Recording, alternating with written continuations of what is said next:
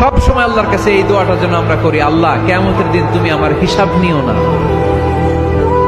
আল্লাহ তুমি আমার বিচার বসিও না, আল্লাহ তুমি দয়া করে আমারে মাফ করে দিও। আল্লাহ যার বিচার করবেন ও জাহান্নামে যাবে, আর যার বিচার করবেন না সে জান্নাতে যাবে।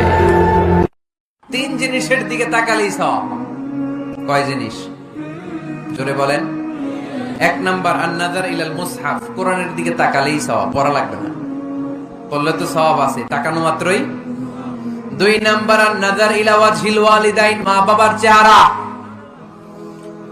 মা বাবার খেদমত করলে তো সওয়াব আছেই, টাকা দিলে তো সওয়াব আছেই, কিন্তু মা বাবার চেহারার নজরের দিকে যদি রহমতের নজরে একবার তাকান, একটা কবুল হজ করলে যেই সওয়াব, ওই সওয়াব আমল নামাই দিবে কে? তিনবার বললেন আল্লাহ রাসূল এই মায়ের কথা। কয়বার? আল্লাহর হাবিব বললেন মা মা মা, তারপরে মা।